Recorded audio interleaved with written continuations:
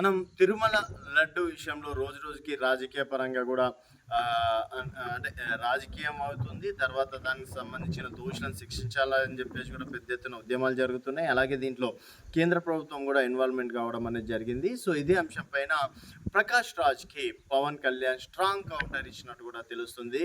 So, Prakash Raj గతంలో లడ్డు విషయంలో కొన్ని అనుచిత వ్యాఖ్యలు చేయడం అనేది జరిగింది. ఈ విషయంలో అప్పటికి అంటే మంచు ఫ్యామిలీకి సంబంధించినటువంటి హీరో ప్రస్తుతం మా అధ్యక్షుడు మంచు విష్ణు కూడా దానికి సంబంధించి కౌంటర్ ఇవ్వడం అనేది జరిగింది. ఈరోజు పవన్ కళ్యాణ్ అంటే కార్తీ నిన్న జరిగినటువంటి సత్యం సుందరం అనే ఫంక్షన్ హాల్లో కూడా లడ్డు విషయం పైన కూడా వ్యంగ్యంగా మాట్లాడినట్టు కూడా దానికి సంబంధించి కూడా నిన్న ఒక ఆడియో ఫంక్షన్ చూశాను. దాంట్లో వ్యంగ్యంగా మాట్లాడారు.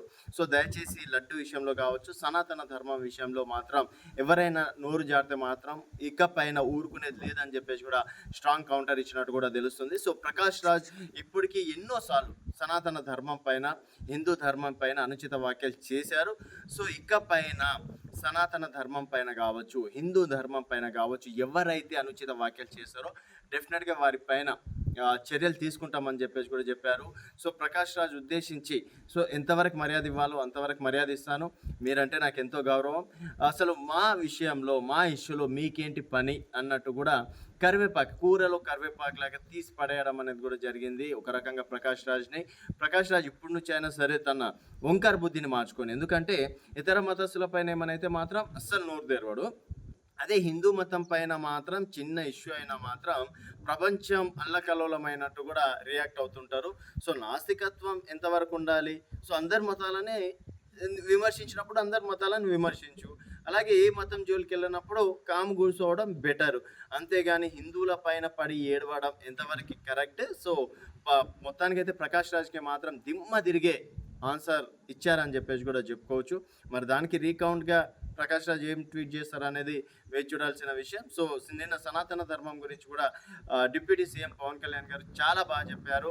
సో, ఇతర మతస్థుల విషయంలో మాత్రం ఏ జరిగినా ఈ పాటికి ప్రపంచం అల్లకల్లోలం అయ్యేది. అదే సనాతన ధర్మంలో ఇంత పెద్ద ఇష్యూ జరిగినా ఎవరికి చీమ గుట్టినట్టు కూడా లేదు. సో, దయచేసి ప్రతి ఒక్కరు ఒక యూనిటీగా ఉండాలని చెప్పేసి కూడా చెప్పడం అనేది జరిగింది. సో, మరి ప్రకాష్ రాజ్ కావచ్చు, తర్వాత హీరో కార్తీ అయితే తను లడ్డు విషయంలో మాత్రం నేను నిలవాలిగానని చెప్పడం అనేది జరిగింది. కాకపోతే నవ్వుకుంటూ చెప్పడం, తర్వాత సినిమాల్లో కూడా హిందూ ధర్మం పైన అనుచిత వ్యాఖ్యలు చేస్తే మాత్రం డెఫినెట్గా వారి పైన కూడా యాక్షన్ తీసుకుంటాం. సినీ ఇండస్ట్రీ అంటే నాకు ఎంతో గౌరవం. సో, సినీ ఇండస్ట్రీ ఉన్నందుకు నేను ఇక్కడి వరకు వచ్చాను. అలాగే ప్రకాష్ రాజ్ నటన విషయంలో నేను తనను అప్రిషియేట్ చేస్తా. బట్ హిందువుల జోలికి వస్తే, ఒక మతం జోలికి వస్తే డెఫినెట్గా మాత్రం యాక్షన్ తీసుకుంటా అని చెప్పేసి కూడా చెప్పారు. మరి ప్రకాష్ రాజ్ ఎలాంటి ఆన్సర్ ఇస్తారు అనేది వేచి చూడాల్సిన విషయం. సో, మొత్తానికి మరి ఇక్కడ పవన్ కళ్యాణ్ సనాతన ధర్మాన్ని రక్షించుకోవాల్సిన బాధ్యత అందరిపైన ఉందని చెప్పేసి ఒక నినాదం ఇచ్చారు. అది ఎంతవరకు వర్కౌట్ అవుతుంది?